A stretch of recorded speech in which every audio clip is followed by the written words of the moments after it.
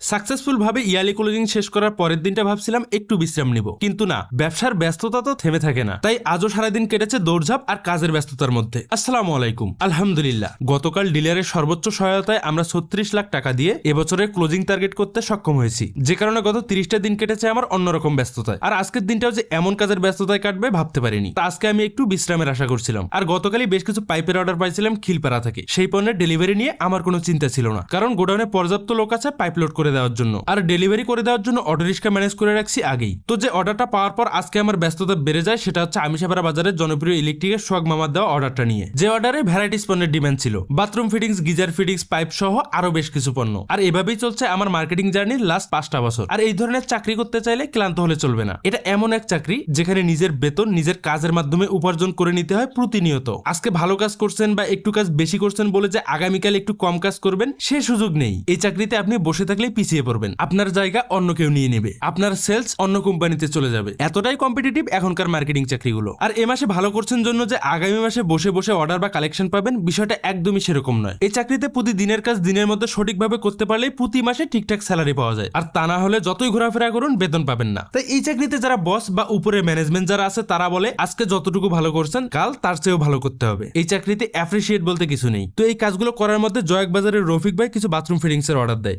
যা আমি বাইকের পিছনে নিয়ে চলে আসি আবিরপাড়া, কারণ আশরাফ ভাই আজকে কালেকশন দিবেন। আর এই আলমদিনা ট্রেডার্স এর যে মেইন পরিচালক অর্থাৎ সজীব ভাই, উনি লাস্ট 2 মাস ধরে ঢাকায় অবস্থান করছেন ওনার ছেলের চিকিৎসা জনিত কারণে। আর উনি থাকলে হয়তো অনেক আগে আমার ক্লোজিং করে দিতেন। আর আজকে যেহেতু মার্কেটে আসতে একটু লেট হয়েছে, তাই দেরি না করে আলমদিনা ট্রেডার্স থেকে চলে আসি হানিফ হার্ডওয়্যারে। এখানেও আমার বেশ কিছু থ্রেড পাইপ ডেলিভারি হচ্ছে আজকে। আর এই হানিফ ভাই দেখে হালখাতার কার্ড রেডি করছেন। আর আমার লাস্ট 2টা ভিডিওতে কথা বলছি বাকি কাস্টমারদের নিয়ে। আপনি বিশ্বাস করেন আর না করেন, ভালো কাস্টমাররা কখনো বাকিতে পণ্য কিনে না, আর যারা কিনে তারা ভালো কাস্টমারের কাতারে পড়েন না। যাই হোক, আগামী 7 তারিখ হানিফ হার্ডওয়্যারে হালখাতা। আর হানিফ ভাই হালখাতা করে তারপর আমার ক্লোজিং করবেন বলে কথা দিয়ে রাখছেন অনেক আগেই। তাই হানিফ ভাইয়ের কাছ থেকে বিদায় নিয়ে রওনা দেই জয়াক বাজারের উদ্দেশ্যে রফিক ভাইয়ের বাথরুম ফিটিংস গুলো ডেলিভারি করার জন্য। আর অলরেডি দুপুর হয়ে যায়, রফিক ভাই দোকানে এখন থাকবেন না, এটা শিওর। এখানকার মার্কেটের এই এক সমস্যা, দুপুর থেকে বিকাল পর্যন্ত ম্যাক্সিমাম দোকান বন্ধ থাকে। আর এই সময়টা এখানকার আমার মতো সেলসম্যানদের খাওয়া দাওয়া করে বসে থাকা ছাড়া আর কোনো কাজই থাকে না। তো যাই হোক, রফিক ভাই না থাকলেও শুভ ছিল দোকানে, আর ওর কাছে পণ্য ডেলিভারি দিয়ে পেমেন্ট নিয়ে চলে আসি চাটখিল আমার ডিলার পয়েন্টে। সবাই ভালো থাকবেন, আল্লাহ হাফেজ।